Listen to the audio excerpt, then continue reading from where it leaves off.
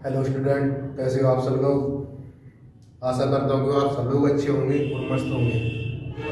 आज हम अपने नए चैप्टर की शुरुआत करेंगे फिजिक्स से। न्यूटन की गति के नियम। अब की बार रेलवे में क्या हुआ, जो रेलवे टेक्नीशियन का एग्जाम हुआ उसमें कम से कम 2 क्वेश्चन पूछे गए थे और उनके बारे में बारी बारी से बात करते हैं। ठीक है, न्यूटन की गति के नियम पढ़ते हैं और ये हमारी क्लास 1 या 2 क्लास में इस चैप्टर का हम फिनिश कर देंगे। ठीक है, और ये बात करते हैं न्यूटन की गति के नियम के बारे में। सबसे पहले पढ़ेंगे हम जड़त्व के बारे में। जड़त्व क्या होता है? जड़त्व होता है किसी पदार्थ का वह गुण, किसी पदार्थ का वह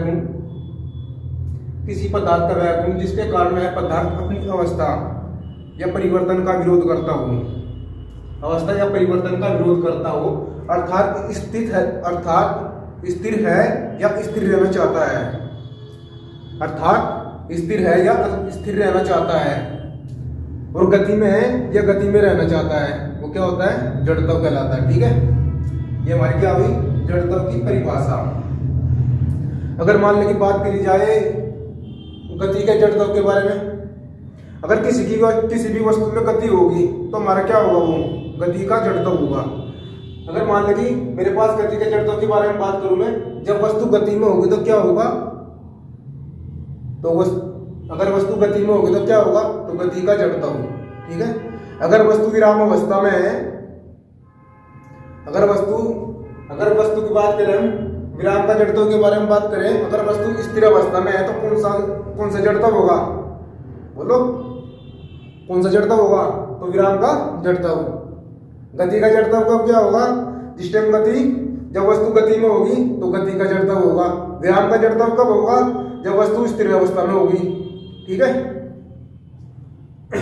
ये बात करते हैं हम जड़त्व। जड़त्व क्या होता है? जो वस्तु के द्रव्यमान, जड़त्व वो होता है जो वस्तु के द्रव्यमान तथा त्रिज्या पर क्या करता है? निर्भर करता है। जड़त्व क्या होता है? जो वस्तु के द्रव्यमान तथा त्रिज्या पर क्या करता है? निर्भर करता है। न्यूटन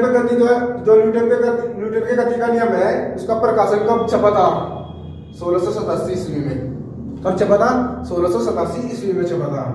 अब बात करते हैं न्यूटन के गति के नियम के बारे में। न्यूटन की गति का पहला नियम, उसको क्या कहते हैं? जड़त्व के नाम से भी और गैलीलियो के नियम के नाम से भी जानते हैं।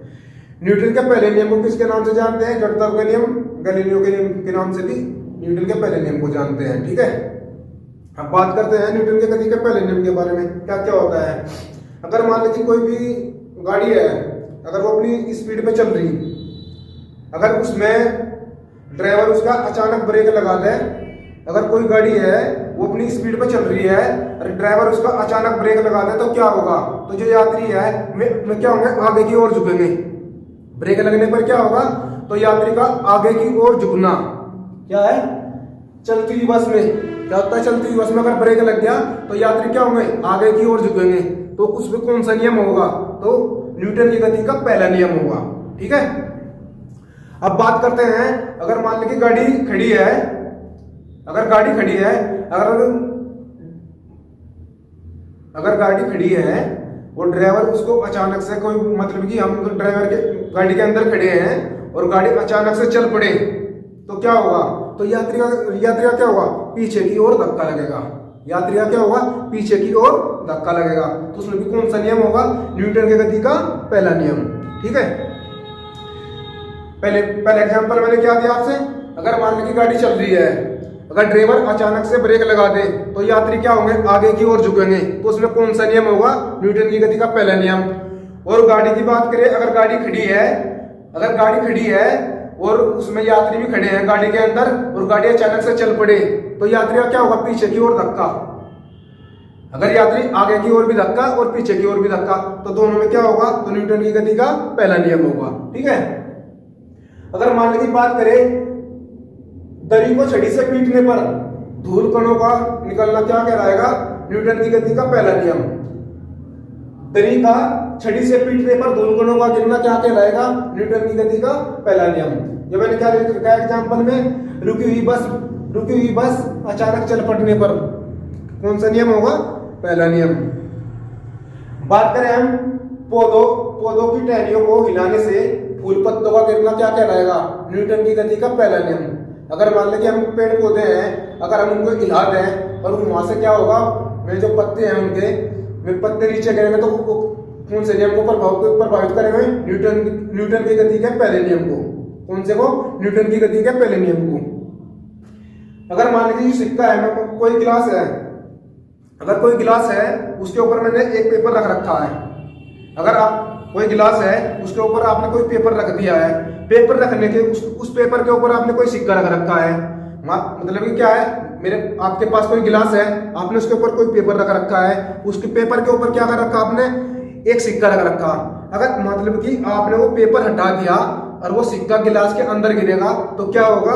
वो भी न्यूटन की गति का पहला नियम होगा। मैंने क्या लिख रखा है इसमें? सिक्के का गिलास में गिरना कौन सा नियम है? न्यूटन की गति का पहला नियम। कांच में पत्थर मारने से फूट जाना। अगर मान लें कि कांच का शीशा है, अगर हम उसमें पत्थर मारेंगे तो क्या होगा? तो वो टूट जाएगा, फूटेगा। तो उसमें कौन सा नियम होगा? वो भी न्यूटन की गति का पहला नियम होगा। अब बात करते हैं अगले एग्जांपल की।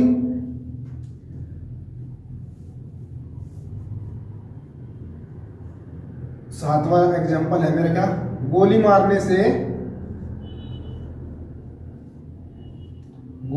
से छेद होना।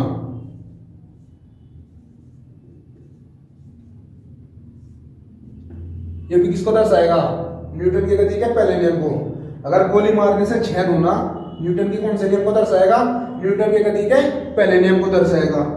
और हमने इससे और क्या क्या मिलता है? 8वें एग्जांपल की बात में करें हम, बल की परिभाषा जो है वो हमें किससे मिलती है? बल की परिभाषा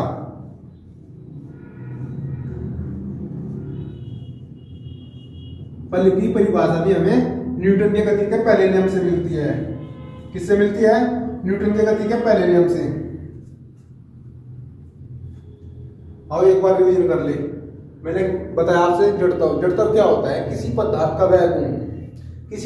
वह गुण जिसकी अवस्था या परिवर्तन का विरोध हो, अर्थात वस्तु गति में हो या गति का विरोध कर। अगर वस्तु गति में है तो गति में रहना चाहेगी, स्थिर है तो स्थिर रहना चाहेगी, तो वो क्या होगा? हमारा जड़त्व कहलाएगा। ठीक है। जड़त्व किस पर निर्भर करेगा? जड़त्व करेगा वस्तु। गति का जड़त्व कब होगा? जब वस्तु गति में होगी तो क्या होगा? तो गति का जड़त्व होगा। और विराम का जड़त्व कब होगा? जब वस्तु स्थिर अवस्था में होगी। तो कौन सा जड़त्व होगा? तो विराम का जड़त्व होगा। अब बात करें जड़त्व। जड़त्व किस पर निर्भर करता है? वस्तु के द्रव्यमान तथा त्रिज्या पर निर्भर करता है। जो न्यूटन के कौन से नियम का प्रकाशन में जो न्यूटन के गति का नियम है वो कब छपा था? वो 1687 ईस्वी के प्रकाशन में छपा था। ठीक है। बात करते हैं न्यूटन के गति के पहले नियम के बारे में। तो इसको जड़त्व का नियम और गैलीलियो का नियम भी कहते हैं। इनके एग्जाम्पल की बारे में बात करें, मैंने बताया आपको, क्या बताया? चलती हुई बस, रुकी हुई बस, अचानक चल पड़ने पर। तीसरा एग्जाम्पल बताया मैंने आपसे, दरी को छड़ी से पीटने पर धूलकणों का गिरना क्या होता है? न्यूटन की गति का पहला नियम होता है। फिर मैंने चौथा एग्जाम्पल क्या बताया आपसे? पौधों की टहनियों का, अगर मान लें कि हम पौधे की टहनी है उनको हिला देंगे, उनका फूल पत्तों का गिरना क्या होगा? वो भी न्यूटन की गति के पहले नियम को दर्शाएगा। ऐसे हम मान लें कि गोली मारने से अगर मतलब कि छेद होना, अगर हम किसी व्यक्ति को गोली मार देंगे, अगर आप किसी व्यक्ति को गोली मार दो उसको छेद होना तो क्या होगा? वो भी न्यूटन की गति के पहले नियम को दर्शाएगा। ठीक है। अगर हम मान लें किसी के मान लें कोई कांच रखा है और उसमें अपने पत्थर मार दे उठा के, तो क्या होगा? वो कांच क्या होगा? टूट जाएगा। तो वो भी कौन से नियम को दर्शाएगा? न्यूटन की गति के पहले नियम को।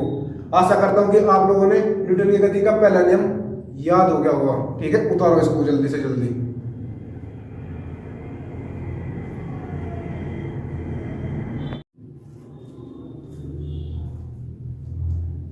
अच्छा दोस्तों, पढ़ते हैं न्यूटन की गति का दूसरा नियम। पहला नियम हमने पढ़ा न्यूटन की गति का पहला नियम, अब हम पढ़ते हैं दूसरा नियम। सबसे पहले हम देखते हैं क्या इसकी परिभाषा। ठीक है। परिभाषा में क्या लिखा हुआ है? किसी वस्तु पर आरोपित बल उस वस्तु में उत्पन्न संवेग में परिवर्तन की दर के समानुपाती होता है। वो क्या होता है? न्यूटन की गति का दूसरा नियम। अब एक बार और रिपीट करते हैं। किसी वस्तु पर आरोपित बल उस वस्तु में क्या है? उत्पन्न संवेग में परिवर्तन की दर के समानुपाती होता है। वो कौन सा नियम होता है? न्यूटन की गति का दूसरा नियम। संवेग में परिवर्तन की दर के समानुपाती कौन सा नियम? न्यूटन की गति का दूसरा नियम। आप थोड़े से कुछ एग्जांपल की बात करें, कुछ थ्योरी के माध्यम से क्वेश्चन करें। किसी वस्तु को उठाने के लिए जो आवश्यक, जो न्यूनतम बल लगता है, वो क्या लगता है? जो वस्तु के वजन के समान होना चाहिए। अगर मान लें कि हमने कोई भी वजन उठाना है, तो पहले व्यक्ति का वजन उसके समान होना चाहिए। तो इसमें क्या लिखा हुआ है? किसी वस्तु को उठाने के लिए आवश्यक न्यूनतम बल जो होना चाहिए वो वस्तु के वजन के समान होना चाहिए। अगर मान लें कि हम वजन तो हमारा 10 किलो है और वस्तु है 50 किलो की, तो हम उसको उठा नहीं सकते। तो सबसे पहले क्या होना चाहिए? हमें उसके बराबर होना चाहिए। अगर बात करें हम किसी वस्तु पर बाह्य बल लगने के बाद भी उसके आकार में कोई परिवर्तन न होना। अगर मान लें कि हम किसी वस्तु पर कोई बल लगा रहे हैं और उसके आकार में कोई परिवर्तन नहीं हो रहा, तो उसे क्या कहेंगे? दृढ़ता कहेंगे। ठीक है, क्या कहेंगे? दृढ़ता। किसी वस्तु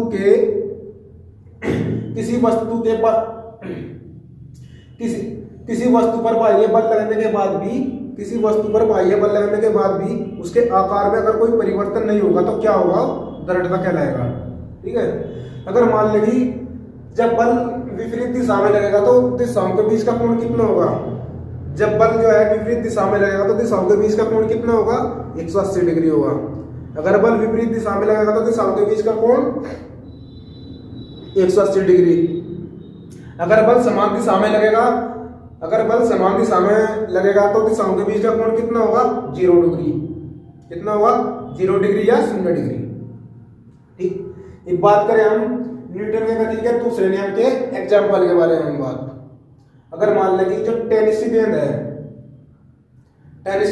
एक क्रिकेट की गेंद है, अगर इन दोनों की तुलना करी जाए, एक तो टेनिस की गेंद है, एक क्रिकेट की गेंद है, अगर इन दोनों की तुलना करी जाए तो कौन सी गेंद से चोट अधिक लगेगी? क्रिकेट की गेंद से चोट अधिक लगेगी। तो उसमें कौन सा नियम होगा? न्यूटन की गति का दूसरा नियम होगा। अगर मान लें कि हमारे पास कोई कील है, कोई बड़ी सारी कील है और हमने इसको क्या करना? दीवार में ठोकना उसको। तो दीवार में ठोकने के लिए हम किसका प्रयोग करेंगे? हथौड़े का। उसमें क्या करेंगे? हम अधिक गहराई से चोट मारेंगे। तो उसमें कौन सा नियम होगा? वो भी न्यूटन की गति का दूसरा नियम होगा। ये लिख रखा हमने। बड़ी कील को अधिक गहराई तक धंसाने के लिए हथौड़े का प्रयोग। बड़ी कील को अधिक गहराई तक धंसाने के लिए कील का प्रयोग। जब हम इसको मतलब कि धंसाएंगे तो उससे थोड़े से चोट करेंगे, तो चोट क्या होगी? तो चोट उस पर अधिक लगेगी। तो कौन सा नियम होगा? तो न्यूटन की गति का दूसरा नियम होगा। ये मान लें कि बात करें हम ऐसी, जैसे कि मतलब कि हम जमीन को खोद देंगे और हमने कोई कूद करनी है। हम जमीन को खोद कर क्या करेंगे? उसको हल्का करेंगे। उसको हल्का किस लिए किया जाता है?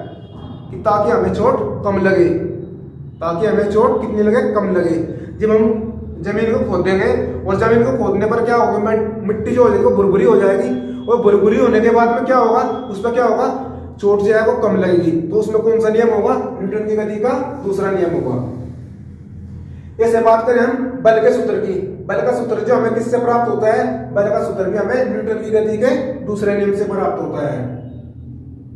ये लिख रखा, ऊंची या लंबी कूद में जमीन को खोदकर हल्का करना कौन सा नियम है? न्यूटन की गति का दूसरा नियम है। बड़ी कील को अधिक गहराई तक धंसाने के लिए हथौड़े का प्रयोग, यह भी न्यूटन की गति का दूसरा नियम है। इसका एग्जांपल मैंने फर्स्ट नंबर का एग्जांपल क्या लिख रखा? जो मैंने आपसे बताया अभी, इसमें क्या लिख रखा? टेनिस की गेंद की तुलना में क्रिकेट की गेंद से चोट अधिक लगना, वो भी न्यूटन की गति का दूसरा नियम है। अब बात करते हैं जो बल है हमारे पास, इससे क्या होता है? बल से क्या होता है? बल का सूत्र मिलता है। बल का सूत्र क्या होता है? बल F बराबर क्या होता है? ma। m का मतलब क्या है? m क्या है? हमारा द्रव्यमान, a क्या है? हमारा त्वरण है। बल F बराबर क्या होता है? मतलब बात करें द्रव्यमान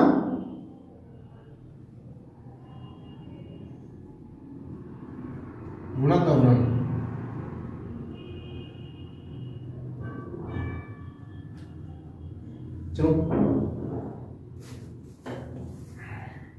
अब बल के बारे में थोड़ा सा पढ़ते हैं, ठीक है।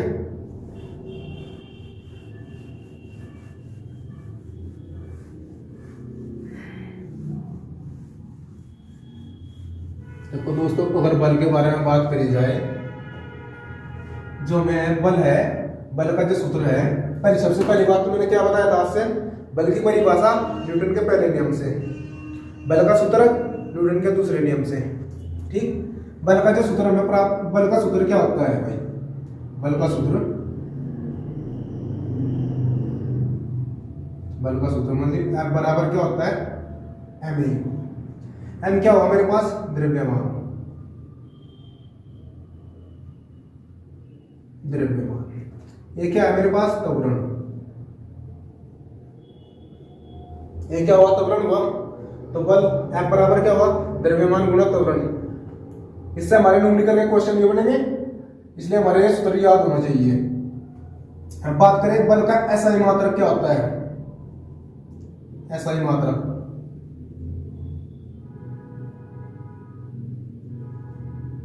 Kilogram metre second minus 2। बल का एसआई मात्रक क्या हुआ है, किलोग्राम मीटर सेकंड माइनस 2 या न्यूटन।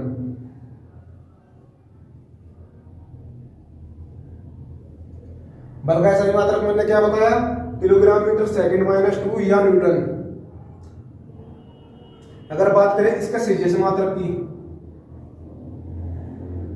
सीजीएस मात्रक,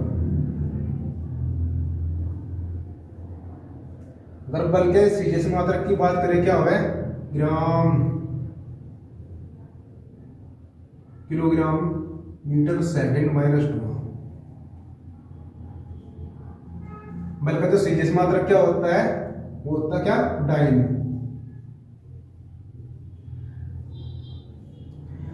मान लीजिए बात करें 1 न्यूटन है, 1 न्यूटन में कितने टाइम, ये हमारे याद होना चाहिए। 1 न्यूटन में होता है 10 की पावर 5 टाइम।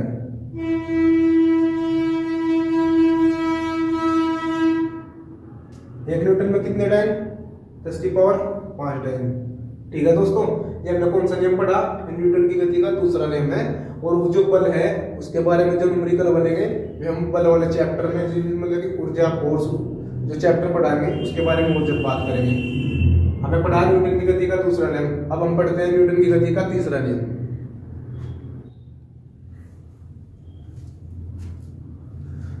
अच्छा तो दोस्तों, अब हम बात करते हैं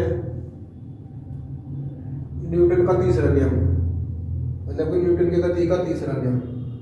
सबसे पहले हम देखते हैं इसके बारे में क्या, इसकी परिभाषा। परिभाषा में क्या दे रखा है, प्रत्येक क्रिया के बराबर विपरीत प्रतिक्रिया, प्रत्येक क्रिया के बराबर विपरीत प्रतिक्रिया। ये किस नियम को दर्शा रहा, न्यूटन की गति के तीसरे नियम को। बात करते हैं हम, अगर मान लीजिए बंदूक से गोली चलने पर बंदूक का पीछे की ओर हटना, अगर मान लीजिए जिस वक्त हम बंदूक को चलाएंगे और उसका हमारे क्या होगा, पीछे की तरफ झटका लगेगा जोर से, तो कौन से नियम को दर्शाएगा, तो न्यूटन के तीसरे नियम को दर्शाएगा। अब बात करते हैं हम, मान लीजिए कि एक महिला है, वो कुएं से पानी खींच रही। अगर महिला जो है वो कुएं से पानी खींच रही, वो भी रस्सी के द्वारा, जब महिला रस्सी के द्वारा कुएं से पानी खींचेगी और महिला का क्या होगा, महिला की वो रस्सी टूट जाएगी, तो उसमें कौन सा नियम होगा, तो उसमें भी न्यूटन का तीसरा नियम होगा। मान लीजिए पानी, जिस वक्त हम पानी में तैरते समय हम क्या करेंगे, अपने हाथों को क्या करते हैं, तैरते समय अपने हाथों को आगे पीछे करते हैं। आगे पीछे करते समय क्या करते हैं, तो उसमें चोट करना, पानी पर चोट करना। पानी में तैरते समय क्या होगा, तो पानी पर चोट करेंगे, तो उसमें कौन सा नियम होगा, उसमें भी हमारा तीसरा नियम होगा। अब बात करें हम रॉकेट के उड़ना, अगर आसमान में जो है रॉकेट उड़ते हैं, उसमें भी कौन सा नियम होगा, उसके अंदर भी तीसरा नियम होगा न्यूटन का। इसका एग्जाम्पल लिख रखा है महिला वाला, कुएं से रस्सी द्वारा पानी खींचती महिला, रस्सी का टूटना, किसका उदाहरण है, न्यूटन के तीसरे नियम का। रॉकेट का उड़ना, यह भी न्यूटन का तीसरा नियम है। पानी में तैरते समय पानी पर चोट करना, जब हम पानी पर चोट करेंगे तो क्या होगा, तो न्यूटन का तीसरा नियम होगा। बंदूक से गोली चलने पर बंदूक का पीछे हटना, बंदूक से गोली, बंदूक से गोली चलने पर बंदूक का पीछे की ओर हटेगी, क्या होगा? तो न्यूटन का तीसरा नियम होगा। चोट अधिक लगेगी तो कौन सा नियम बताएगा? दूसरा नियम। इसमें क्या होगा? चोट लगना, देखो चोट लगना मतलब कि तीसरा नियम, चोट अधिक या कम तो न्यूटन का दूसरा नियम। अब बात करें हम, जो न्यूटन का तीसरा नियम है ये हमें किसके बीच संबंध प्रदान करता है? स्थिति और वेग के बीच संबंध प्रदान करता है। कौन? न्यूटन का तीसरा नियम किसके बीच प्रदान करता है? स्थिति और वेग के बीच संबंध प्रदान करता है। अब बात करें हम न्यूटन के तीसरे नियम के और एग्जाम्पल के बारे में बात में, तो इसको क्या करता है? जो बल होता है उसके प्रभाव को समझने में सहायक होता है। कौन? न्यूटन का तीसरा नियम। बलों को प्रभाव को समझने में सहायक कौन होता है? न्यूटन का तीसरा नियम होता है। अब बात करें हम घर्षण नियम। हमने पहले क्या पढ़ा? न्यूटन का फर्स्ट नियम, फिर सेकंड नियम, फिर थर्ड नियम। अब बात करते हैं किसकी? घर्षण नियम की। घर्षण नियम कितने प्रकार का होता है? दो प्रकार का। घर्षण नियम घर्षण बल कितने प्रकार? घर्षण नियम घर्षण बल कितने प्रकार का होता है? सॉरी, घर्षण बल कितने प्रकार का होता है? दो प्रकार का होता है। एक असंतुलित बल होता है और एक होता है घर्षण बल। घर्षण बल और असंतुलित बल कितने प्रकार के होते हैं? दो प्रकार के होते हैं। ठीक है, अब बात करते हैं घर्षण बल की। घर्षण बल क्या होता है? दो सतहों के सापेक्ष गति का जो विरोध करता हो उसको क्या कहते हैं? घर्षण बल कहते हैं। अगर मान ली कि दो सतह हैं और उसका आपस में विरोध करेंगे तो उसका क्या होगा? तो उसमें कौन सा बल लगेगा? तो घर्षण बल लगेगा। इसका उदाहरण देखते हैं। मशीनों में कौन सा बल लगेगा? मशीनों में भी घर्षण बल लगता है। उस जगह जो अपव्यय होता है, उस जगह अपव्यय किसके द्वारा होता है? वो भी घर्षण बल के द्वारा होता है। अगर मान लीजिए कोई वस्तु है टूट फूट का कारण बनती है तो क्या होगा? पहले उस पर क्या होगा? रगड़ा लगेगा, वो भी घर्षण बल का उदाहरण है। मशीनों का टूट फूट, मशीनों का जो उदाहरण है वो भी किसका है? घर्षण बल के द्वारा, घर्षण बल का उदाहरण है। मान लीजिए चक्की है, चक्की में नाज पीसते समय क्या होगा? तो घर्षण होगा। नाज का क्या होगा? घर्षण होगा। जब आपस में मिलेगा क्या होगा? तो उसका घर्षण होगा। तो किसका क्या वो किसका उदाहरण हुआ? एग्जाम्पल वो किसका हुआ? घर्षण बल का उदाहरण हुआ। घर्षण बल क्या होता है? बल की दिशा के विपरीत कार्य नहीं करता। घर्षण बल कहां पे कार्य नहीं करता? बल के विपरीत दिशा में कार्य नहीं करता। घर्षण बल कहां कार्य नहीं करता? बल के विपरीत दिशा में कार्य नहीं करता। कहां पे? बल के विपरीत दिशा में कार्य नहीं करता। अब बात करते हैं हम असंतुलित बल की। हमारा दूसरा जो बल कौन सा है? वह असंतुलित बल। इसमें क्या कहा गया है? यह जो है वस्तु की गति में परिवर्तन करता है। कौन? असंतुलित बल होता है। जो हमारे पास कोई भी वस्तु है उसकी जो गति है उसमें वो परिवर्तन कौन करेगा? वो करेगा असंतुलित बल करेगा। अगर बात करें इसकी दिशा में परिवर्तन, वस्तु की गति में और दिशा में, अगर दिशा में भी परिवर्तन करेगा, दिशा को मतलब इधर है इधर से इधर कर दी तो कौन करेगा? असंतुलित बल करेगा। और स्थिर अवस्था में परिवर्तन कौन लाएगा? वो भी असंतुलित बल लाएगा। ठीक है, देखो वस्तु की गति में परिवर्तन किसके द्वारा होता है? असंतुलित बल के कारण होता है। वस्तु का गति की दिशा में परिवर्तन जो होगा किसके द्वारा होगा? वो भी असंतुलित बल के द्वारा होगा। वस्तु का स्थिर अवस्था में परिवर्तन, जब मतलब कि हम किसी भी वस्तु को स्थिर अवस्था में परिवर्तन करेंगे तो वो भी किसके द्वारा होगा? असंतुलित बल के द्वारा होगा। ऐसे में घर्षण बल पढ़ा। घर्षण बल किन में कार्य करता है? मशीनों में करता है, ऊर्जा का अपव्यय में करता है, टूट फूट का कारण करता है, बल की दिशा के विपरीत कार्य नहीं करता। ठीक है दोस्तों। अच्छा दोस्तों, मेरा जो न्यूटन का गति का नियम था, ये मेरा चैप्टर आज फिनिश हो चुका। अगर दोस्तों मेरी आपको वीडियो अच्छी लगी हो तो इसको लाइक और सब्सक्राइब जरूर करियो और कमेंट करियो। मैं इसके लिए आपके लिए अच्छी वीडियो और भी लेकर आऊंगा। और एक बात और बताता हूँ, आपके पास जो भी बुक रखी है उसमें से क्वेश्चन बनाओ। आपसे हर एक क्वेश्चन बनेगा, प्रैक्टिस भी करनी जरूरी है। तो मैं आपसे बोर्ड पे लिख के क्यों समझाता हूँ कि जिसके लिए कि आपके पास समय कम बचे। देखो एग्जाम में कितना समय रह रहा, अब आगे रेलवे टेक्नीशियन का एग्जाम हो चुका, अब किसका एग्जाम होगा? आरपीएफ और एनटीपीसी का। उसके बाद में किसका एग्जाम होना? ग्रुप डी का एग्जाम होना। तो आपके पास क्या होगा? समय कम बचेगा। तो समय कम बचने के कारण तो मैं आपको लिख के बताता हूँ। ठीक है, ऐसे मैं आपको मुझ माने भी याद करवा सकता हूँ, लेकिन उसमें कुछ समय ज्यादा लग जाएगा। ठीक है, इसलिए आप इनकी प्रैक्टिस अच्छे तरीके से करना और आपसे एग्जाम के अंदर हर एक क्वेश्चन बनेगा। ठीक, तो दोस्तों इसके लिए मेरी वीडियो को लाइक और सब्सक्राइब जरूर करना, जिससे मैं मतलब कि मेरे पास जो भी नई अपडेट आए और मैं आपको शेयर करता रहूंगा और वो कमेंट के माध्यम से आपके पास आती रहेगी। ठीक है, थैंक यू, धन्यवाद।